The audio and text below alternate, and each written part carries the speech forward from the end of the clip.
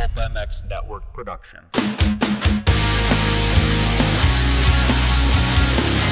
Bringing you a cheeky Brit and an American YouTube racing sensation weekly.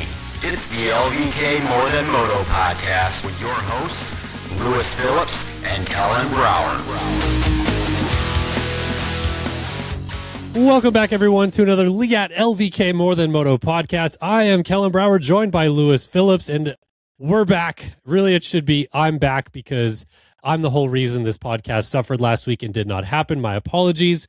I was quite sick in Daytona, and I passed it on to my dear friend Big Lou, which I tried to apologize profusely about. But yeah, we were down bad last week. I definitely did not feel good at the start of the week. You did not feel good by midweek, and that crossover just meant that we could not do a show. So had to push it, but we're back. Yeah, and Steve didn't feel good because you infected him as well. Yep. So you really took everyone down. And it's sad that you would do that, but never mind.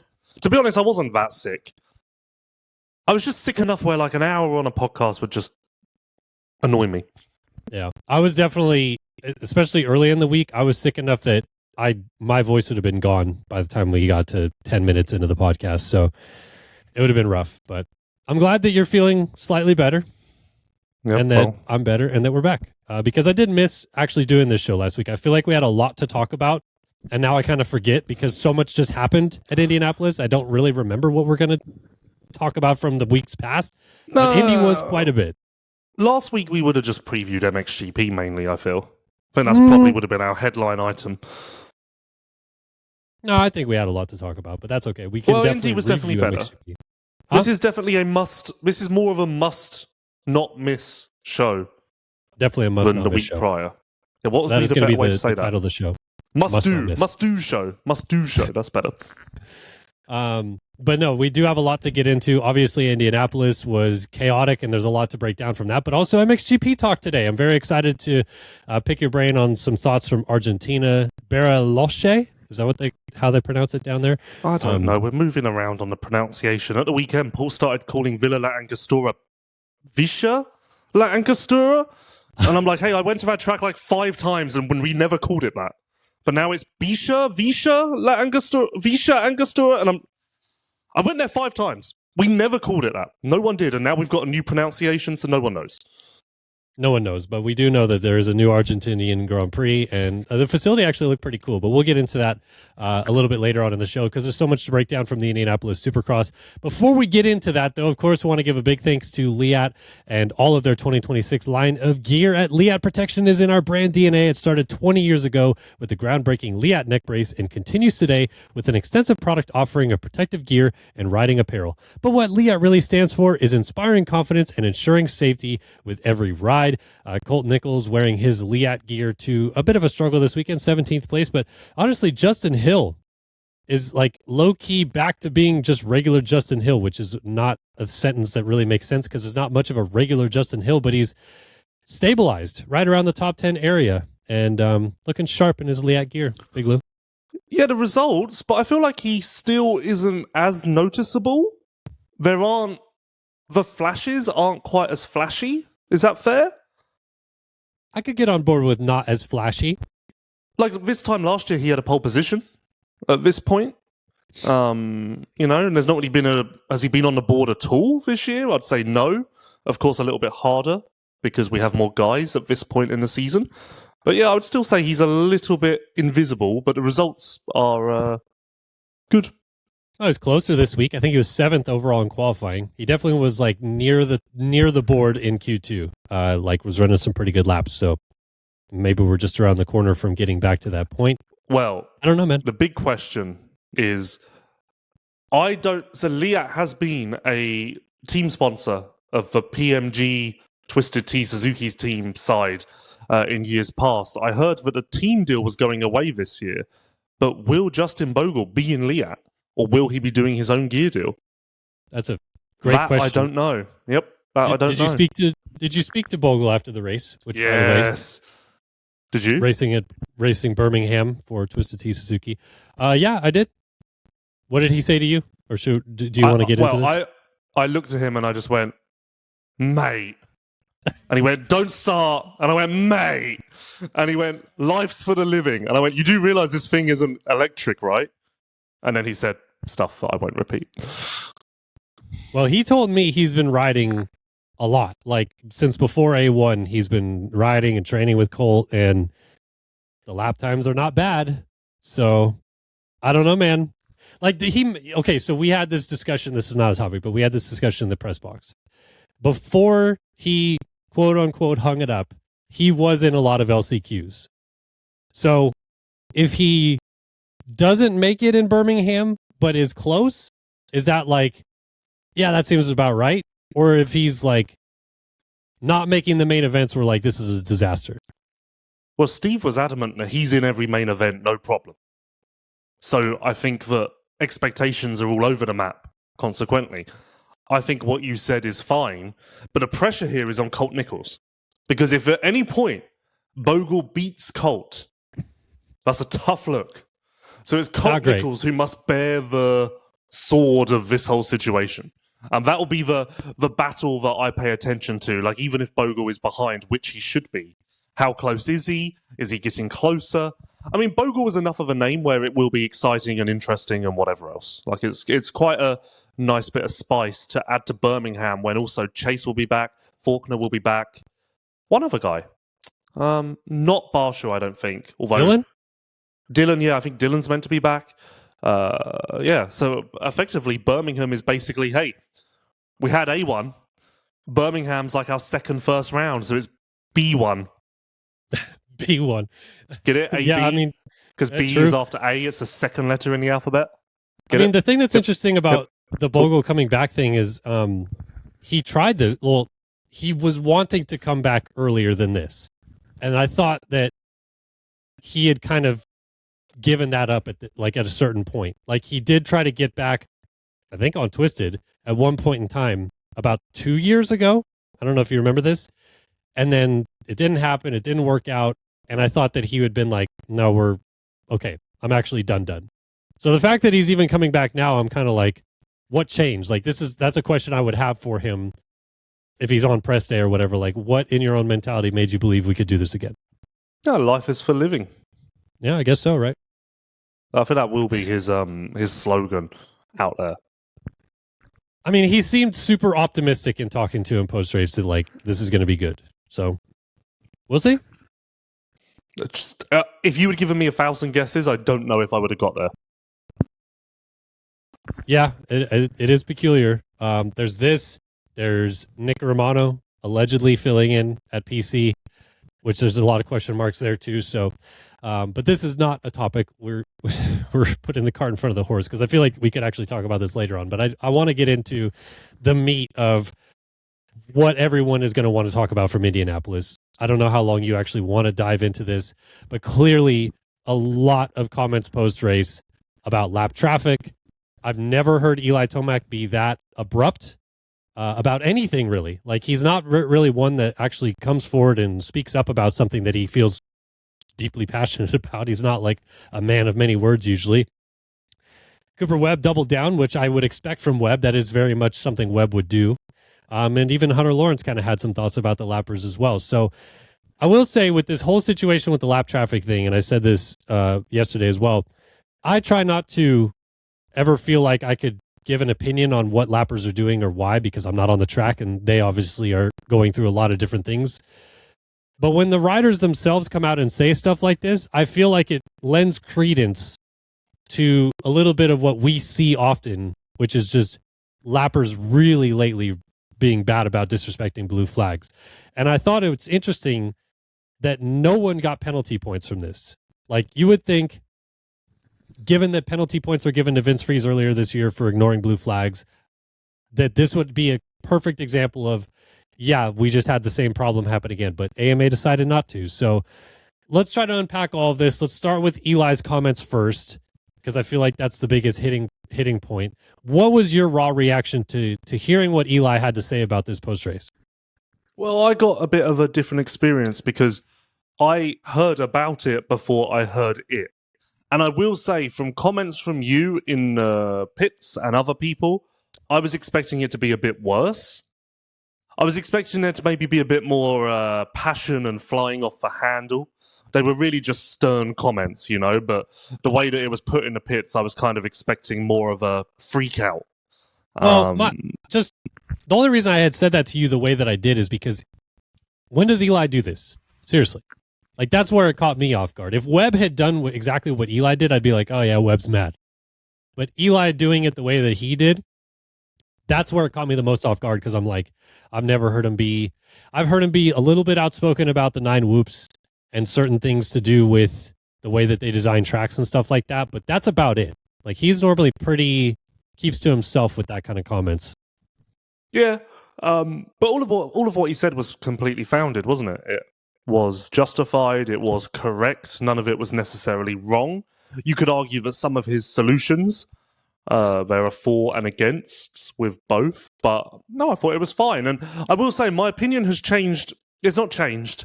My opinion has become even more dramatic after... So the video that I always saw of the Vince Tomac situation was not as close, whereas then last night on social I saw a video directly from behind that was like super high def zoomed in, and there it was very clear that like Vince didn't get cross-rutted, Vince didn't get off balance. There was no... Because previously, before that, I was like, well, you know, it's Indy, it's tough. Like, his justification is, hey, I got off balance, it's gnarly out there. Right, yeah. And I don't even believe you can run that now, because the video I saw last night, yeah, there is no cause for his drifting other than he just decides to move to the left of the track from the right. Like, even the amount of ground he covered from right to left was even more dramatic than I even imagined after seeing this second angle. So yeah, it's terrible. It makes zero sense. I think we all know what Vince is about and that Vince doesn't really have a clue. Pissed me off even more, to be honest, because after the race, ISRT, International Supercross Race Team, his team, which bizarre name, we could get into that, but like they're heavily defending this in comments, and they posted a post-race recap with Vince, and there's just no acknowledgement of the situation at all. And you would think that if there's any remorse or awareness or any of that, then in there, it's, yeah, it was a good night, good result, bummer about what happened with Eli. That's all you got to say, and then you win a bit of favour in public court. But ultimately, it genuinely comes off like he and the team by default with their defence and whatnot, seems like they're getting off on this, and they think this is actually great and of benefit to their programme. Well, yeah, I mean, I think the thing that is the most shocking to me about all of this is, look, Gypsy posted a story. I don't think that that's Eli texting him, but it's like he made it seem like it was. And then a lot of privateers... No, it's not, Eli right? texting him. No, it doesn't come across like that either. I think some privateers think that is. No. Based on some conversations I've had. We need to start running some IQ tests in the pits. Anyway. I'm not looking for the deepest of IQ tests, just like name this animal, name this shape. Anyway, there's obviously been a lot of hitback from privateers, of which many have not even been involved in this situation, saying like this is ridiculous and getting mad about it. And a lot of people disheartened by Eli Tomac's comments about cutting gates down and all this stuff like that. So I think, again, like that's my biggest surprise with all this, is that you have someone like Tomac who is generally quite liked in the pits, then gets outspoken about something and immediately gets backlash for this, when, as you said, and I agree, I think he has every right to be pissed off about a lot of these situations. You know, like I haven't seen any Tomac backlash. Really? Dude, are you not looking? Getting backlash from? Gypsy is getting backlash. I've not seen anything against Eli. No, I've seen comments going up from privateers saying like it's really disappointing to hear someone at the top of the sport say this about the athletes back there and blah blah blah blah blah blah blah. I think that was in I saw one of those from Logan Lightsaw, and I thought that was in the context of Gypsy, like one of the bigger voices in the sport. I'm not even talking about Lightsaw. Like I'm not trying to throw these guys under the bus for rebuttaling. I'm just saying. Kellen, the people are going to be listening, screaming, "What are you talking about? I've also not seen this," and they've commented publicly. Where are we finding these comments? Okay, so I'm pretty sure I've seen this from a rider's girlfriend coming out and saying this. So I know I've seen that, and then I've seen it from Coming a couple out and other saying places, what? like saying that it's disappointing to hear this from the top of the sport. Where can I find this? I want to see if I read it the same way. What Instagram am I going to? Please advise. I'm not trying to throw people under the bus here, But dude. they've put it out publicly. That's like me. What? Let's see. What could it be like? It would be like me graffitiing your house, then putting a photo of my graffiti on Instagram, and you going, I don't want to tell you who did it. I just went and looked, and the story's already gone because it was posted Sunday so who morning. was it? I'm not going to blow them out. Cool. Okay. Anyway. Well, if you ever murder anyone, go to Kellen as your first port of call for help because he won't blow you out. Anyway, so that's good. Let's move on from that because now you don't agree with me that there's like a bit of a public discourse against Tomac I've seen backlash against Gypsy. I've seen backlash against just the situation. Like, yeah, well, privateers deserve their place in the sport. I've not seen any. I've not seen any fuck Eli Tomac.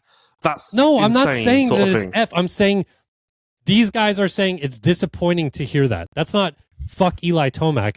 That's like, wow, I thought he thought differently of us a little bit.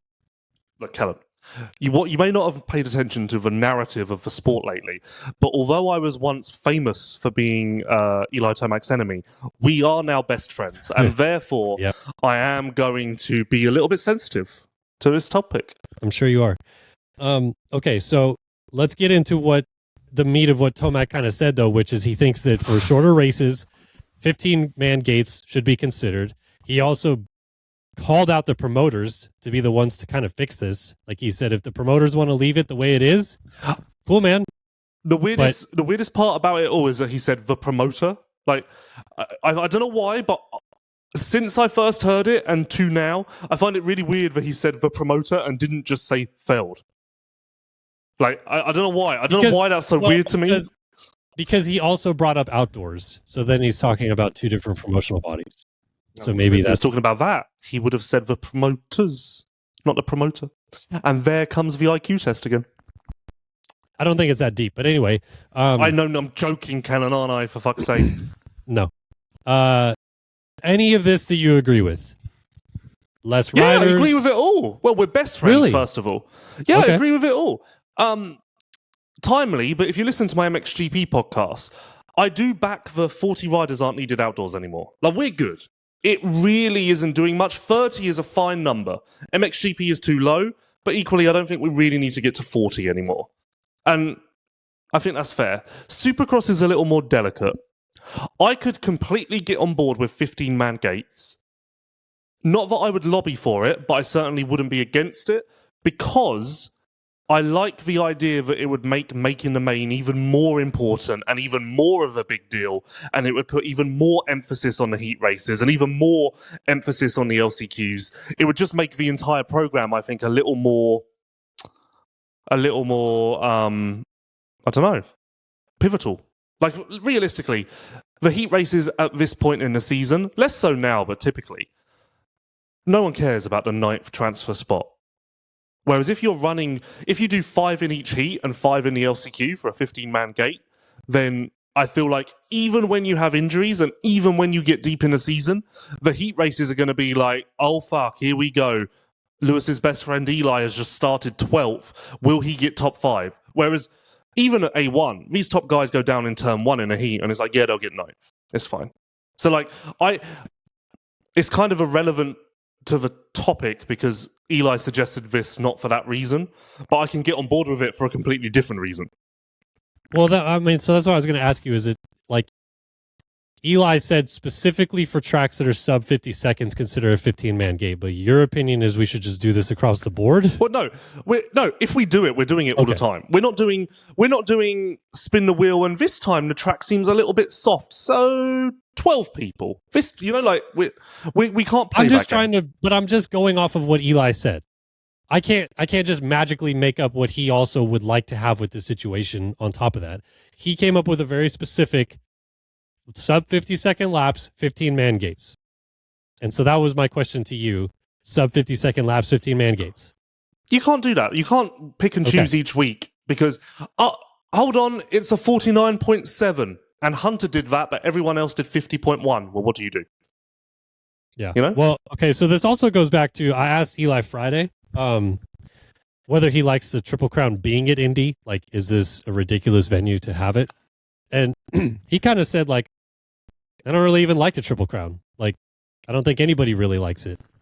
And I thought that was kind of poignant as well of where his mentality is at with these things.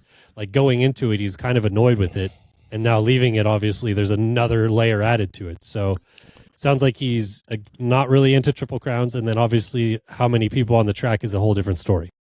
Well, I don't know if I said this on LVK or what, but I got a lot of heat after Houston because I'm not really a fan of Triple Crowns. And now my best friend Eli has backed me, and my best friend Eli's employer, Ian Harrison, said in my interview that he doesn't like Triple Crowns. And Ian seemed to have a similar point of view to me, which is we build towards the main event. And that's quite a nice trajectory across an evening, whereas a Triple Crown just feels a little bit... It feels like insignificant what happens across the night, and then you spin the wheel and you have some overall results. I mean, perfect example of this, Joey Savacci was carted off in a medic mule, looked like he'd been shot, and he got ninth. Like, so, like, what happens on track doesn't necessarily relate to classifications. I guess, but, you know, on the flip side, the Triple Crown is a great example of when a guy does have a bad night, he can still salvage it. You know, in the past, Roxon's situation would immediately have knocked him out of the championship. Like, he's kind of already fringe anyway, but the second race thing with Plessinger would have completely spoiled any chance of that. Same for Tomac at Houston. I mean, it wouldn't have ruled him out, but it would have made him in a hole. Yeah. Right. So there's cases to be had for it. But yeah, I mean, Triple Crowns, they're definitely getting a little bit of the ire of people lately. Multiple starts. You have it at Indy where the dials are turned to 10 because of how much it breaks down and how short the lap time is. So yeah, I definitely think it's a talking point. I enjoyed the Indy Triple Crown more than Houston. I think I enjoy it more once we're deep in the season. I think early in the season, I'm still like, this is cool as it is. I don't really want to go away from it. Whereas once we get to the second and third one, it's a little bit more like, yeah, you know, let's spice it up. But I do plan, to your Indy point, I do plan on trying to figure this out, and I need to take an IQ test here because I'm not smart enough to know how to do this yet. But we did have a Triple Crown in Indy in 24, and to my memory, there were no comments. Maybe I'm sure there were a few this was nothing to this degree. Nothing to this degree. I'm trying to remember the track. I'm going to go through the press conference and everything and figure it out. It was. I've looked at that already. It was 49 seconds versus 44 seconds. So it was like roughly 5 seconds a lap longer. But they did an extra lap here, didn't they, on all three races? Yeah. But my plan is to obviously look at how far they lapped in 24 versus 26. The part I don't know how to do yet, stealing a page from F1, figuring out the delta of the back markers versus the leaders and what the difference was and where we found because of this 107% rule or what? No, I don't know. No, just I'm trying to figure out why 26 Triple Crown in Indy appeared to be so much worse from the rider's perspective, just with lappers, than 24. Most riders said to me that actually the track was better. The track didn't really come up as a concern for me on Saturday night at all. Well, then in fact, clearly you were lingering while I was talking to Kenny, and Kenny said, like, yeah, the track was at its best in the final main event. That certainly wasn't said in 2024. No, I mean, I'd kind of already heard beforehand, though, that the dirt was much drier when they brought it in this year, and it sat longer, so it was going to get harder. But I digress from this. On that point, when I stepped onto the track on press day, I immediately was like, oh, this isn't as spongy as normal. And I felt really smart, like I was journalism, you know, like I was like, oh, here we go. And then press day happened, and there were ridiculously deep ruts immediately. And I felt like a bit of an idiot because I was like, oh, okay, I clearly don't know that much. And now I feel somewhat vindicated again. So a real turbulent path. All right. Well, we've definitely turned a tangent to go just talk about Triple Crowns and Indy and all this stuff like that. But to get back to the lappers thing for just a second, what Eli said and what Cooper said are two different things. Eli had like his idea for what we should do to just kind of alleviate this problem. Cooper was like, we got to go at these lappers and find a way to make it worse for them. And so he had a thought about maybe fines or, monetary losses or something like that would hurt them more. Because look, you and I both know if you talk to anybody really inside of the top 10, they all usually come back to the same names, 2 or 3 names of guys that are bad to lap. And then on the flip side, I don't know if you would agree with this, but I feel this when I talk to anybody that is normally battling said riders that are always brought up in this group. The riders that they're battling always complain how much those guys take advantage of blue flags, right? So it's like if the blue flag's waving and they're in a fight, some riders will just move out of the way, and those riders that are the problems will take advantage of that to make a pass. And so there's like 2 problems here. One is these repeat offenders are ignoring blue flags because they're just making passes. And then they're also not getting out of the way effectively. So going with Cooper Webb's comments here, do you believe that like monetary losses is the only solution here? Or is there something that could be done to make it hurt these guys for being bad blue flag recipients? Yeah, I don't know what you can do. It's hard because this is where our sport gets in trouble because there's such a difference between the top and the bottom. Because realistically, what's a lot to those riders from 15th to 22nd is insignificant to the leaders, but you kind of need a one rule fits all. So then what do? Do you do like $200? I think that's not enough. But then you also have such a culture in this sport of protect the privateers. We love the privateers. Make it $1,000. And then you're going to be burned at the stake for making it difficult for privateers, and they're just trying their best. So because our sport is so inconsistent with not only the talent level, but also the just level of competitor, I don't know how you find a happy medium. And to be honest, I don't know what it would take to make them care less. I think Vince Freeze gets off on this shit. I think that he would pay the price because it's good shit to him. Yeah, I mean, Vince is probably a bad example because I don't think he cares that much about the money of it. There are guys that are bad about it that do. So you didn't play this game, but I will. So I saw Bubba Pauly, who is the owner. Is he the owner? He's the owner of Vince Freeze's team. I saw him in a comment section saying, if you went down to just top 15, you'd still have Vince on the gate laughing. And it's like, no one is saying Vince sucks. We're saying Vince is a danger. And the fact that you're laughing about that and gloating about that in the comment section says so much about your team that you aren't, again, similar to what I said about Vince, you're not like facing the problem and thinking, oh, this could be a bit of a PR issue for the team or whatever else. You're kind of throwing the horns up and going, yeah, let's fucking rock and roll. This is great. And that, again, is the issue because, again, talent, culture differences from top to bottom of the paddock, pits, field. For some, it's a business. For some, it's a hobby. For some, it's just a good time. And ultimately, the International Supercross race team has barely had any love or coverage or attention for years now. And although it's coming from a negative fashion, they are being talked about more than ever, and I think they're loving it. So then what do you do to them to make them not love it anymore? I don't know. Sit them out. But then I don't... to go all the way back around, if you're the team or Vince, you go, yeah, I got squirrely. And you can't actually scientifically prove that to be incorrect. But here's where you can prove, without a doubt. And I will call out Mitchell Harrison here. I will also call out Kevin Moranz because they both did the exact same thing that Vince did. That to me is ridiculous. When the leader goes by, that's not the only guy coming. It's not just like, hey man, Ken Roxon went by me. Now it's 45 seconds till the next guy.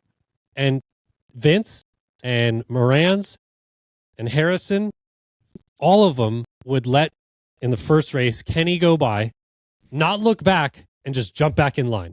And it happened in race 2 when Jay Coop is leading. Eli's right there trying to get to him. And they would just be like, okay, Jay Coop's by me. Back in line I go. No problem. I let the leader go by. Nothing else is coming behind him. Like, it's not that difficult if you're going to move aside for one person to give a cursory look back for a quick second and realize there's a train of other people coming behind them. So to your point about, oh, I just got squirrely, there's no defense for I moved aside and then jumped back in race line. But that's what I'm saying. So there is a difference. For the Vince cross-jumping Eli, as bad and as dangerous as that was, you're right. They do have a defense for that. They have zero defense for adhering to blue flags for one person and jumping back in the racing line in front of another person. That is the problem, I feel like, that needs to be cleaned up. And those guys are all glaring examples of not doing a good job of it. I don't think you could do this, but I've never heard this mentioned. Could you make the blue flag a wheels on the ground flag? And you know you're being lapped, you see a blue flag, you can't jump this section. The problem I have with that would at least make it so there's borders to, it's clear black and white. The problem I have with that, though, is that if they do that and they're in the racing line, which is, again, still the problem. Which they shouldn't be. But it's still the problem we're dealing with here.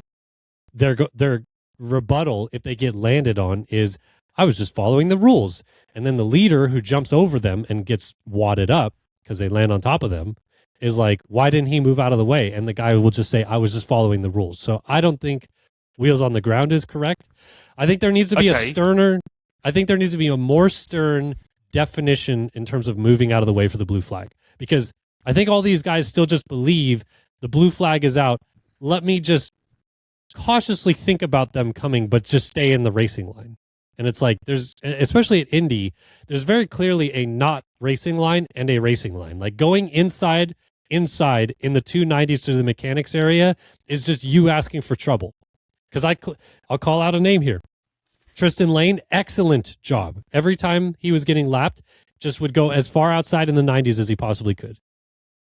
Great job, man. You did exactly what you're supposed to do in that situation. How you said you're going to call out a name, and I thought you were going to call out someone negative, and you called someone out for doing good. Well, really put your balls on the line there, Kellen. Well done. That was really brave of you. I called out the three guys that I think are the biggest problems already. I've had enough, and I need to get something off my chest. I'm just going to say it. Hunter Lawrence did a great job at the weekend. I don't normally say names, and I just feel like I've got to say it. Hunter Lawrence rode really well. But what about this then? This wouldn't work everywhere, so I don't know. It would be difficult. I don't really know the science to it, but in a similar vein, and just to put a bow on the other point, yes, it would be incredibly dangerous, but maybe that would be like, hey, you need to get the fuck over to the right side, left side, wherever the racing line isn't, because you got to roll this section. Next to the whoops in time practice, there's a little path which riders use on their slow lap, and to make sure they don't gain time, there's a marshal there with a flag who stops them for 2 seconds at a piece or whatever. Could you put those lanes on the outside of the stadium at least, and that's the blue flag path, and the guy holds them there for 2 seconds at a time to make sure it's consistent? The only thing I don't know about that is what happens when you're blue flagged, for instance, over the finish jump. You wouldn't get to that point for a few corners, so then I don't know. But could that be something to work off of? Maybe. I mean, you could definitely make designated lanes like every other section or something like that. So like, okay, they might be in the way for one straightaway, but the very next straightaway, they for sure will be out of the way. Whereas... Yeah, and then if you're Hunter or Eli, you're a little bit more like, okay, I know where they're going to... I don't know when they're going to get out of the way, but I know what the latest point they'll get out of the way is. And then it helps a little bit. I don't know. Yeah. And then you can penalize them if they refuse to take it after they've been given the blue flag. Again, it's black and white. I'm looking... Right. I don't think either of my solutions are clever. I actually think that they're quite dumb, and I'll get lambasted in the comments for this. But I'm just kind of trying to find stuff that's black and white, because black and white is what we need. And ultimately, not much is black and white in this sport, especially around back markers. So, I don't know. And going back to the Vince thing, I think the only way to fix that is you have you'd still use the argument of being squirrely. I was going to say you have some sort of GPS sensor on every bike, and you're like, no man, you moved X number of centimeters, that's too much. Like, you can't, there's a rule behind how far you can move in the air or something, and like, you know, similar to the Formula One moving under braking sort of situation. But that's also dumb. Just Yeah. spitballing here. Well, I mean, you're right. There's too much variation in our sport to say that they're well enough under control to be able to do that every single time without fail. Like there's 100% going to be examples where they do get squirrely and try to get out of the way. But like you said, like the bummer deal is that I do feel that when riders get in the way, generally speaking, they're quite apologetic about it. Even if the rider's pissed, like if Tomac post-race is like super pissed off at whoever, most of the time that rider will apologize saying like, this is what I was trying to do, my bad. But it seems like this round, there's none of that. There is no remorse. Even Cole Thompson, who got landed on by Hunter Lawrence for going from far left to far right on the inside of a triple landing, is basically like, yeah, man, I'm just in the way. Not trying hard out here or anything like that. It's like, you could at least be like, clear on that. If it's Hunter or the guy he's racing behind him, moving over that much heading into the corner is insane midair. Like, it doesn't matter if he was being lapped in that instance. That was just a dumbass move. And consequently, he went flying into the net, which kind of proves it, because you don't go flying into the net in any other occasion. So that must mean it was a little bit dumb. Yeah. Okay. Well, I think we've beat this topic to death, and people are probably... Yeah, we have, and I'm bored of it. But to put a bow on it, it proves how unsophisticated parts of this sport is that, as you said, these riders are out there kind of wearing this as a badge of honor and liking the attention. If this was a professional sport held to standards, there's no room for that, because you are almost being outcast because of your actions. But because we also have quite a weird divided fan base, they've also got their supporters, but that's because people love the privateers. So I don't know what you do there, but it is, again, it's comes back to the culture gap from top to bottom. Yeah. So no, I mean, it's I'm actually kind of curious to see if like anything comes from this now. I doubt it, but I'm curious if like the top guys speaking out means that whoever does something about it. But then the AMA didn't even give penalty points, and I feel like there's pretty glaring examples of ignoring blue flags this weekend. So the other job to do is go back and see what it was Vince got penalty points for disobeying a blue flag earlier in the season, because now in hindsight that must have been terrible. Apparently, right? Because I feel like, again, like he got him quite a bit this round and still just chose to be in the way, like just in the racing line. Yeah, so I think it was Anaheim 2. Like, what on earth did he actually do there? San Diego? Yeah. He must have. I mean, I don't know. Take somebody out as a lapper? I think it was because it was too prolonged in San Diego. I think it was a longevity issue. But again, hey man, you almost killed Eli. Yeah, but only for like 2 seconds. You're right. If you hit 5 seconds, though, we're coming for you. Yeah, no. All right. Like we said, beat this topic to death, so let's move on.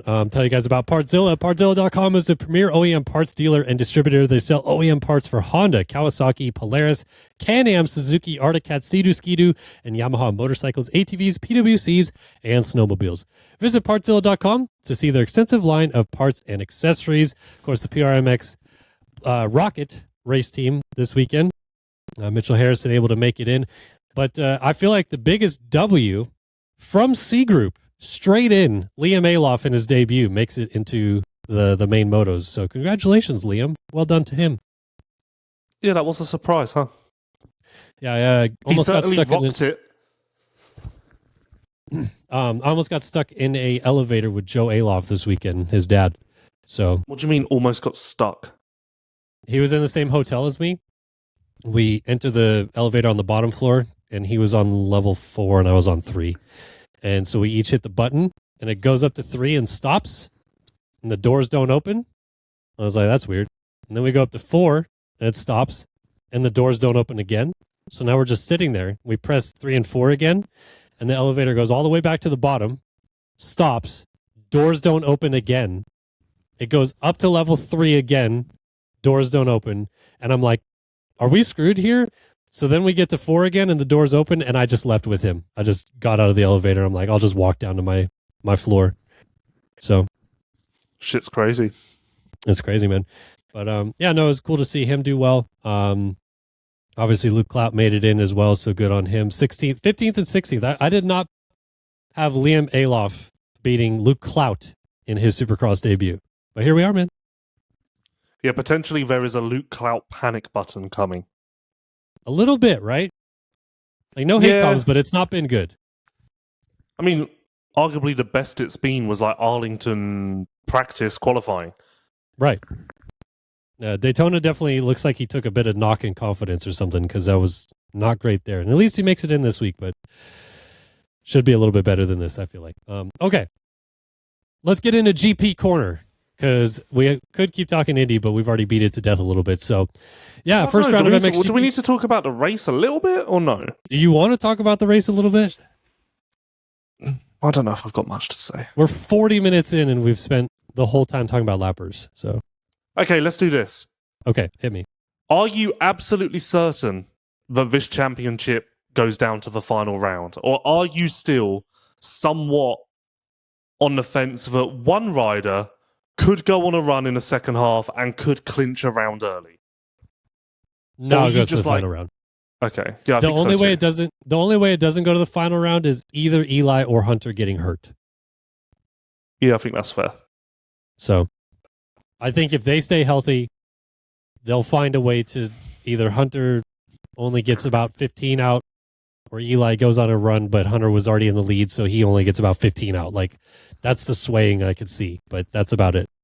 I wouldn't want to ask Eli this because I don't think it's very nice. And we're now best friends.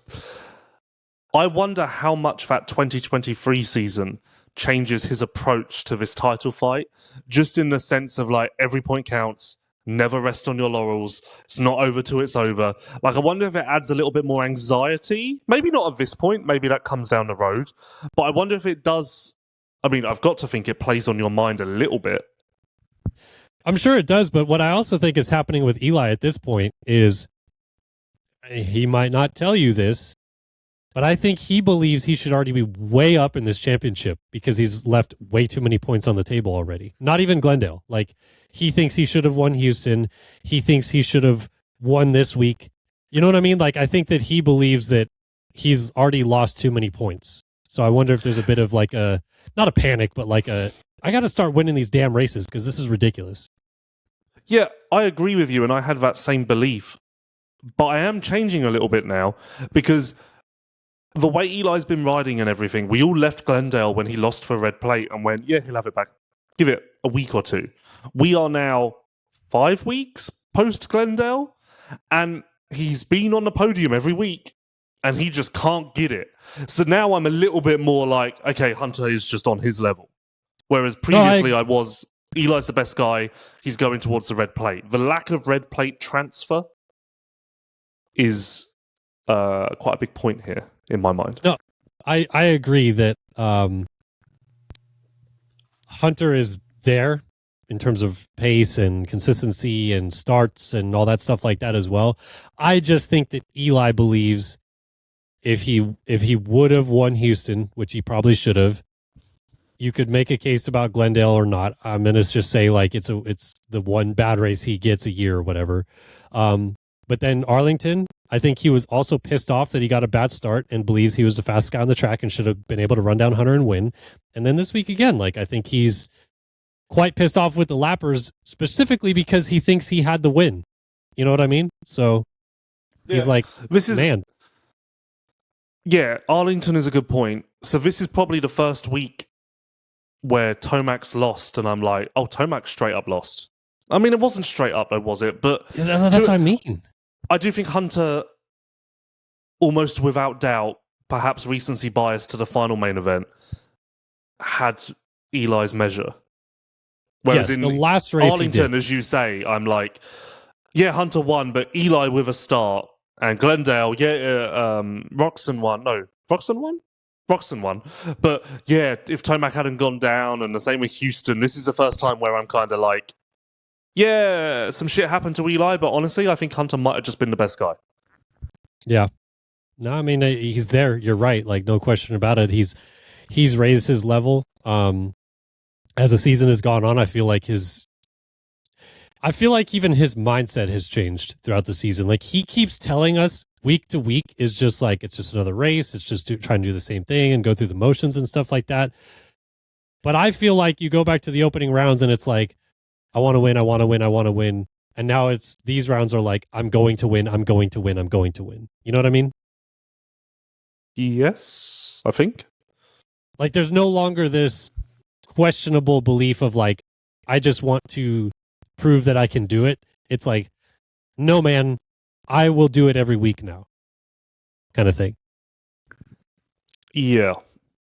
I think one of the biggest points coming up is that Eli has somewhat fixed his starts, which I don't know why they got away from whatever was working well out of the gate. Did you listen to my Ian Harrison interview? Yes. Was it okay? Like what he had to say about it, or that the questions were good?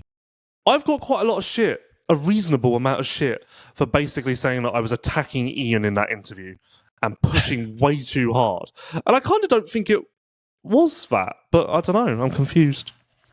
Well, I will continue to stand by the ideology that our job is to push these guys to get information. So, like at all. But okay, who cares if you did? Oh, okay. Yeah, well, I just think we were having a conversation.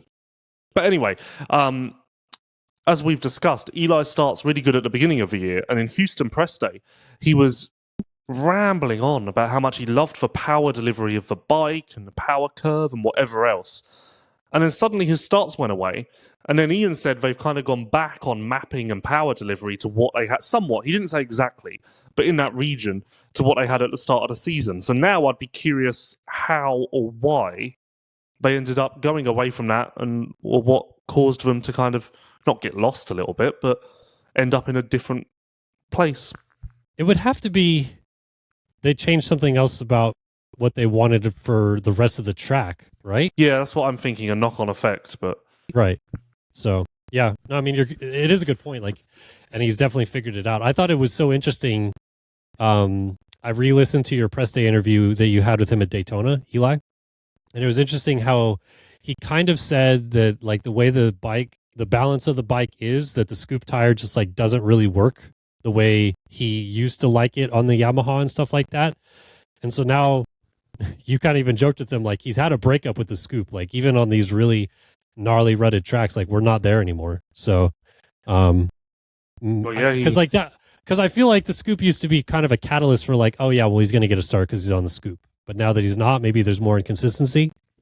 Yeah, but there's also, I'm kind of meant to say this after Daytona, Roczen didn't run the scoop and he got the whole shot. So does that not kind of blow all of the scoop talk out of the water? Like, we're just in a completely different place with it now? But I mean, it's actually funny. Roczen has flown in the face of starting stereotypes twice this year because he whole shot his heat in Seattle with no map, and he whole shot Daytona with no scoop when there were other scoops in the field.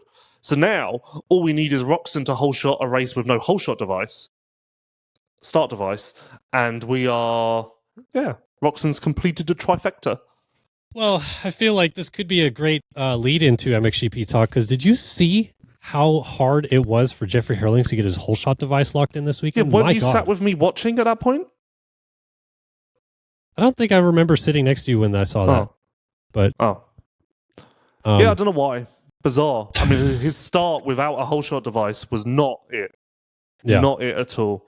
That doesn't work. So I don't think Roczen will be doing it with no start device coming up. Do you call it start device or whole shot device? I say whole shot device, but how come? Okay, so Honda do I. I feel like not many people do though. Yeah, I don't know. How come Honda doesn't use that big metal A-arm thing that pulls the forks down like some of the other teams do? I don't know. I don't really know how it works. Like, have the teams manufactured that themselves? I imagine it's not. No, I think there's a company that makes it.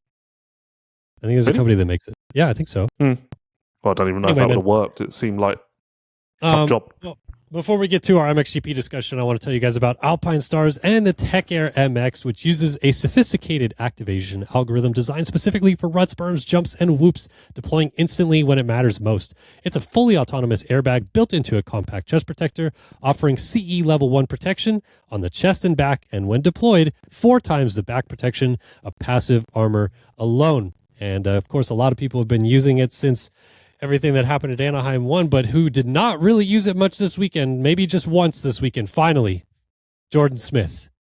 We're making progress. 11th overall, great last race, and finally no airbag deployment. Yeah, it worked. And Jack Swole did good as well.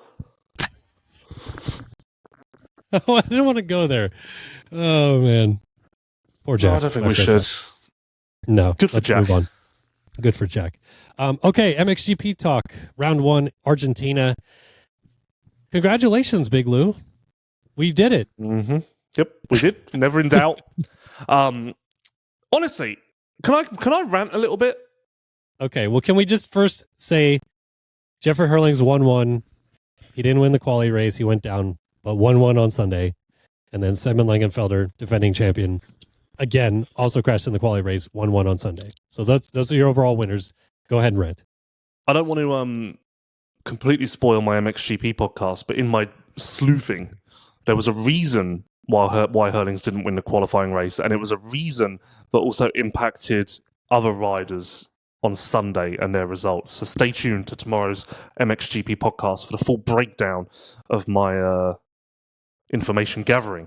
So my rant. I don't get it. It doesn't make sense to me. You listen to my MXGP preview. Adam didn't want to hear it about Hurlings for the title. I've had people tweeting me that I'm a fucking idiot and that I should stop talking about Hurlings because he's not as good as I think he is. I've got YouTube, everyone just thinks I want to blow Jeffrey, but it's kind of just the way it's always been, and I don't understand why there's so much people wanting to contest that. It has been the way it is for so long that if Jeffrey's healthy, Jeffrey wins, and kind of seems like that could be the way that 2026 plays out. Now, I don't think it is. I think it's far too early for that, and the Honda experiment will inevitably throw up some challenges. There will be some tracks where they just can't figure it out, others where they have it completely figured out. But yeah, okay, this is a little bit surprising. I did expect him to start slower on the Honda, and I didn't think it would be this good this quick. But is it really surprising in hindsight? I mean, as I said on the MXGP podcast, this guy won 3 of the last 5 GPs last year, 4 of the last 5, and when he wasn't winning, he was second. So, and that was when he finally got healthy. So I don't know. Well, I think just to rebuttal you a little bit, I think really it's because if someone comes to me and I was in a coma for the last 5 months and I didn't know he switched to a Honda and said, hey, Jeffrey Hurlings won the first round of the year, I'd be like, yeah, that makes sense. But I think there was just too many question marks with the Honda switch, going to a different brand that he'd never raced professionally, never raced in his life, and how that would go. The dynamic with Garibaldi, whether he would be happy enough there, working with all the technicians. I think there was enough question marks for people to believe that it wouldn't start like this, which is, I think, why there's maybe the pushback. I didn't think it would start like this either, and I didn't pick him to win Argentina, to be clear. But I don't know, I feel like I'm fairly connected to the situation, and I said in multiple places, the starts will be better on a Honda, and that will help. And then he whole shots from 12th gate pick in Moto 1 is giddy after the race because he's got a black plate, and I'm like, yeah, what? Why are people coming at me? You should, I don't know why people aren't like, oh look, Lewis actually knows what he's talking about. Instead, it's like, fuck Lewis. Fuck Lewis for correctly predicting that Hurlings can win races. It's like, what? What do you want from me? So Hurlings does win, but I maybe I'm wrong, but I feel like the story of the weekend is Tom Vial a little bit. Yes, Jeffrey doing what he did on Sunday was absolutely amazing, but Vial was, aside from a bad second moto, as good as he could be, I feel like, on debut in MXGP. I don't know that anyone would have accurately said this about Vial, winning the qualifying race, battling Hurlings, truly up front all day long, except for the last moto. He gets 4th, but he still gets a podium overall. To me, this is maybe just a massive W across the board for Honda, but well done, Tom Vial. This is really cool to see that if Hurlings is going to be this good, that Vial is also going to be right there toe and step with him. Yeah, up until Hurlings passed him at the end of the first moto, it was the Tom Vial weekend. He was without doubt the story. The fashion that Hurlings won the second moto has helped him get some of the headlines.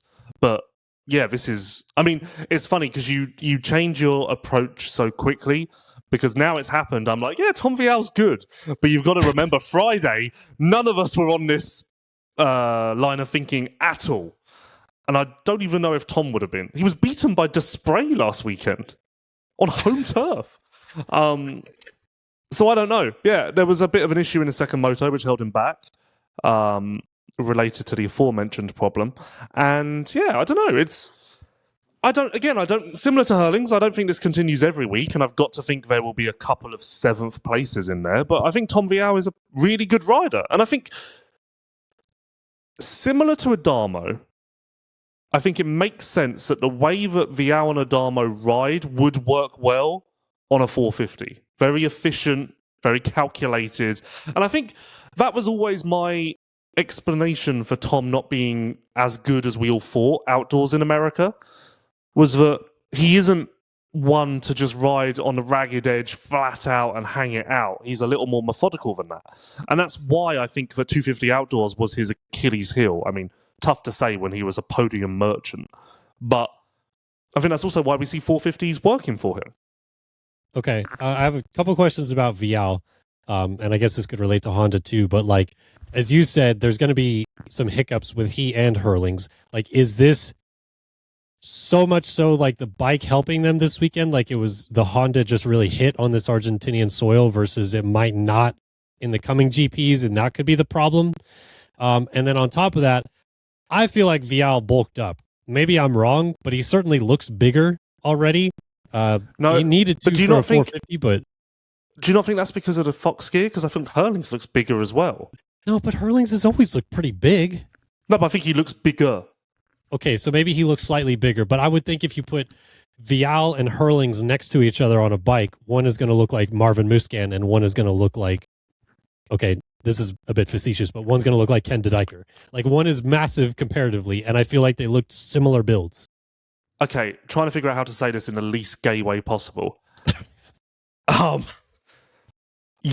somewhat agree, but Vial was on Chase's program, and I think last year Vial was low-key pretty stacked. Oh, okay, man. Like, I don't know what to tell you. Like, I don't know what to tell you. Is that weird? No, like I don't think Vial was like Marvin. I think he was actually pretty muscly and pretty stacked. Okay, I agree that maybe he was a little bit bigger, but definitely not like. I don't know. Dude, Chase is like.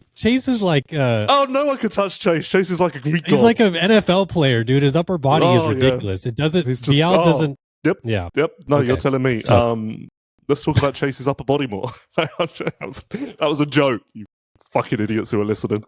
I do think Vial was bulky. Like, I don't think Vial was ever Marvin. I think over the last 2 years in America, he has gotten quite bulky and quite strong.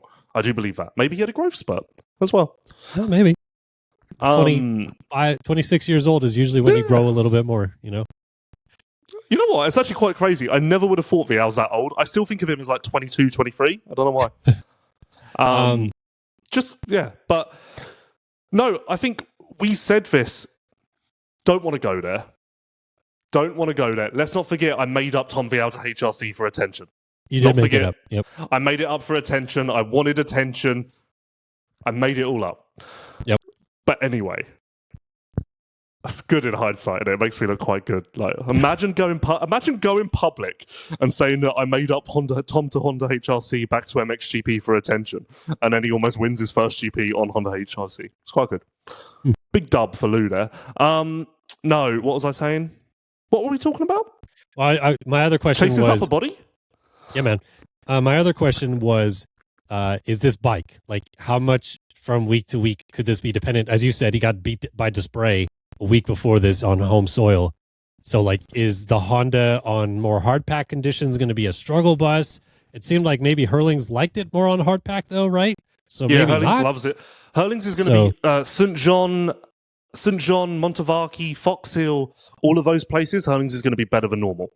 And those tracks are start dependent, and Hurlings clearly is going to get better starts. I think I'll put Vial aside here because he's a great starter, but the bike definitely helped Hurlings get starts. So in that regard, yes, it helped Hurlings. I don't see anything out on that track that would necessarily favour the Honda over the KTM or any other bike. I think it was a good track. I thought it was one of the better man-made ones. I rated it, but it was still fairly anonymous in the sense of give me your number one description of that track, and you don't really have much, do you? Because there's not really a defining feature, whether it's soil or section. I did love the long downhill and then Lagenfelder past Everts in the corner at the bottom, and then you shoot back up. I liked that. I thought the setup of that whole section was sick, but otherwise it was fairly just cookie cutter.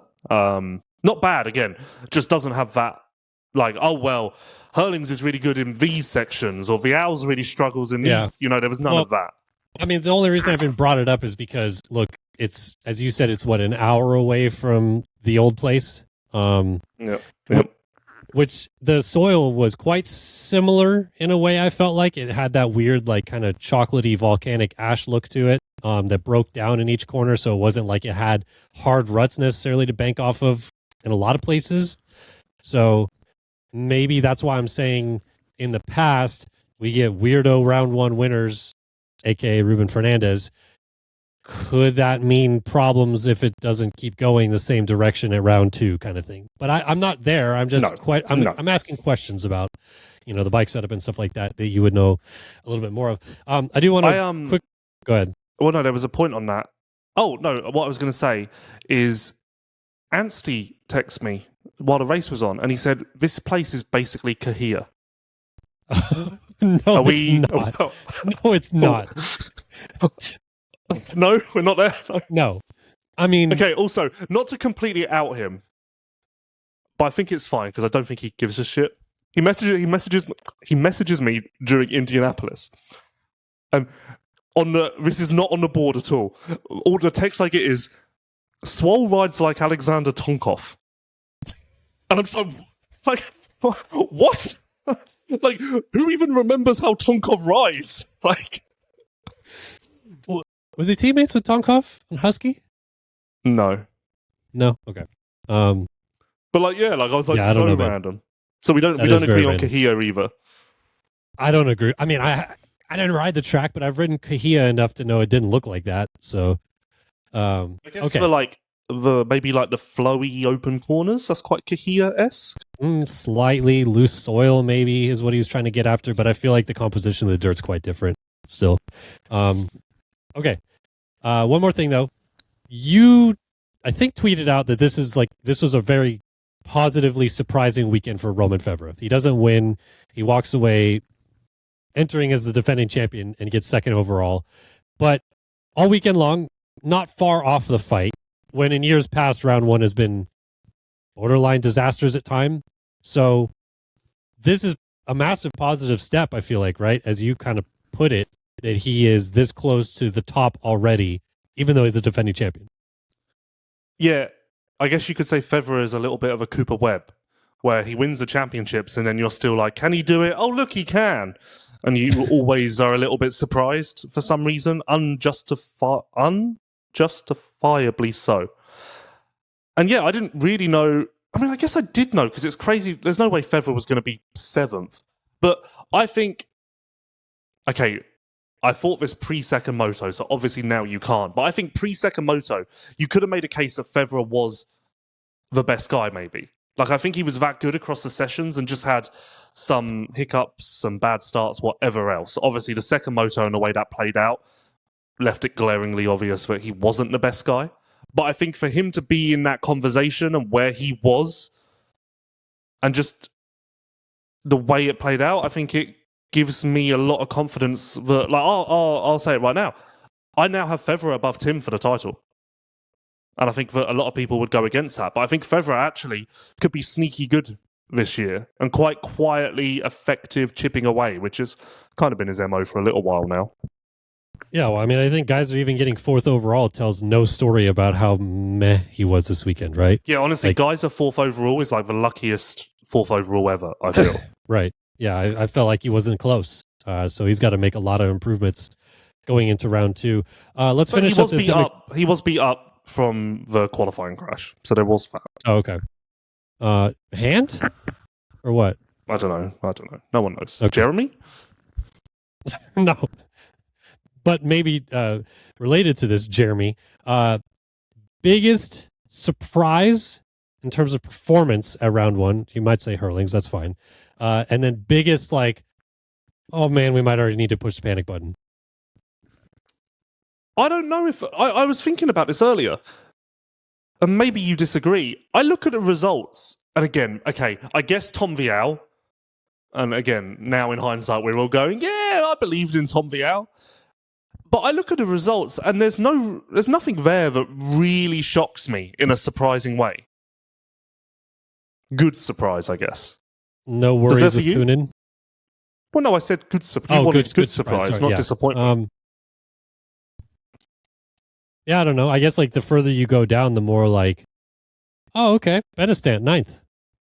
You know, like he beat some really good dudes, but yeah, I should he's probably good. So pull the results up. Hold on, I'm pulling the results up. I was just going off memory before because Hurlings, Fevra, Vial, Geyser, Kunin, top 5. Fernandez, Renault, Adamo, Benestant, Jonas. Actually, you know what? And I messaged him this. I was really, really impressed with how Jonas looked. Completely different guy to last year. He looked good, but so the results are much more kind of the same, comfortable. man.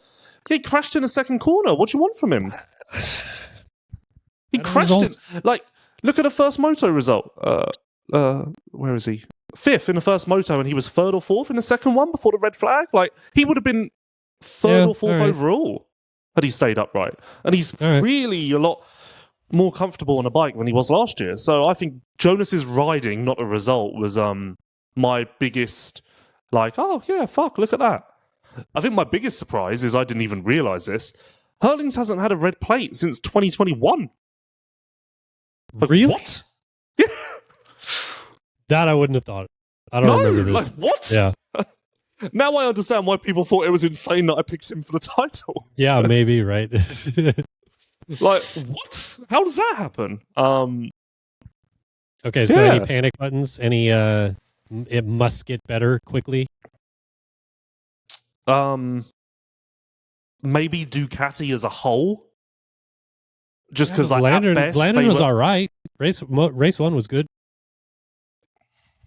I feel like at best they were just inside the top 10, and I don't think that's where the expectation is. Well, obviously it's not, but I mean, we got some problems. Yeah, I don't know if I honestly, as I say, nothing stands out from these results as like that's really good or that's really bad. So I don't know. Oh, I meant to tweet this. Hashtag justice for Ben Watson. Because Not a great start for Beta. No, but do you not agree? Like, Yeah. Ben took a dip with Beta, and everyone said, including the team, like, whatever, it's not the bike's fine, it's just you. And then look what Yargo's kind of fallen to. And he wasn't good last year, but again, he's taken a step back. Speaking of, did you see Ben's Instagram story last week? No, I sent didn't. it to you. Wow. You I did? sent What? it to you. Yeah. It was a photo of him, like, being half a bike length in front of anyone out at a gate with text above it in quotes saying, "You're just not that good at starts." Oh, yes. Okay, I did see this. Sorry. And that was basically the team's Calling him out? answer last year as to why the Beta couldn't get out of the gate. So, yeah, well, Yago Geertz, 31st place. I tell you, it is crazy though when you look, and I hope he's okay. I saw he was wearing the Alpinestars Tech Air actually, so I'm sure he is. There you go. It is crazy. Like, this was Argentina, and you've got Sewer in 17th and Ferrato in 18th. Go to Spain in 2 weeks, and you add De Wolfback, Watson, Sterry, Mostike. You really think the Wolf is Gifting. going to be back? He rode Lommel on Thursday. Weird. But I don't know, man. Like, if you're riding Lommel Thursday, just No, he get a rode flight, Lommel man. as a test. He rode Lommel as a test to see if he should get on a flight. But I saw a video of him riding, and he's like, not okay. It's not like race pace, but it's not like he's limping around and it looks terrible. So I don't know. But point being, I'm forgetting guys for sure, but like soon we'll have Dwarf Gifting, Watson, Sterry, Mostike, and whoever else I'm missing who's European only, which out of sight, out of mind a little bit, but it will come to me. Point being, scoring points is going to be fucking difficult in this class. Holdnoff's going to do a couple of his GPs on his own, isn't he? Yeah, but I don't think until later. Really? Not even like before the Brazilian Championship? Okay. To be honest, I couldn't even have a guess at when the Brazilian Championship starts. I think it starts May. Oh. No one knows. Oh, no, that wouldn't make sense. Isn't there Arena Cross in May? Yeah. It must be way later then. All right. Yeah, MX2, Langenfelder, cool man. Triumph, 2-3. Yeah. Shocking. Look, Kuhnum won a moto or won the qualifier and then crashed out at a second moto. I, for one, will not stand for Sasha Kuhnen slander. It's just... I enjoyed the Instagram story of Lucas in the pit lane doing the pointing at his head to Sasha as he rode by in the first moto. Like, I don't think that's going to help, man. Yeah. If that's a fix, then fuck me.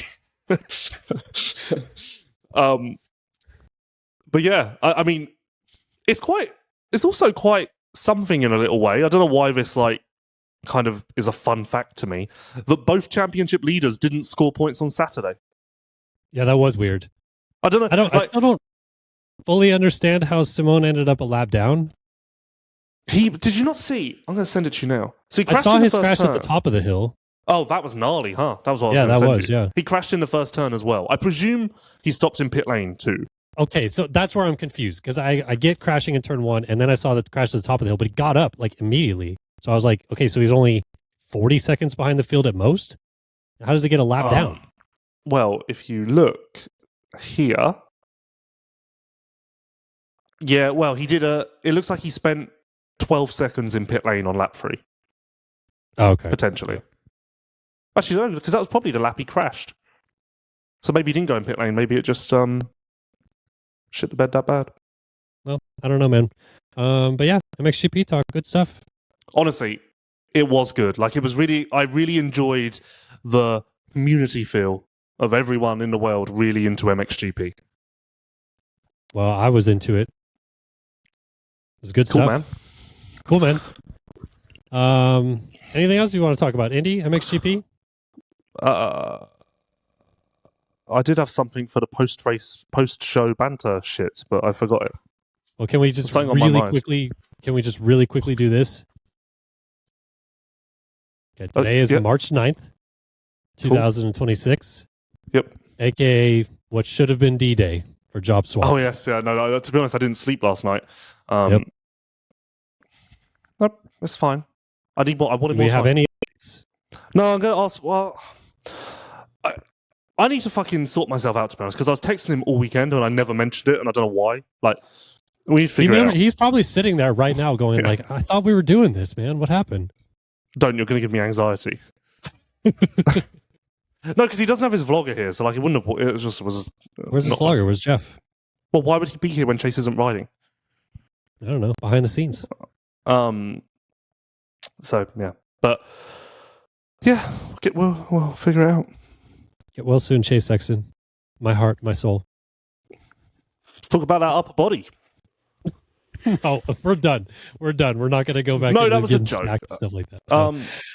Yeah, good. All right. Well, we'll bring more banter next week. It is obviously an off week for racing this weekend, but I think we're going to have a fun show coming up next week. Maybe special guest, question mark? Well, we will do a show next week no matter what, because we kind of owe it to the world. We do. And we'll preview the showdown. The showdown will be fun to talk about, and we'll also maybe have more things to go over. Maybe more job swap updates. Yeah, maybe. All right. Well, thanks everyone for tuning in to another edition of the Leatt LVK More Than Moto podcast. Again, big thanks to Leatt, Partzilla, and Alpinestars for backing the show. Big Lou, thank you. Good to see you again, sir. And we'll catch up again next week.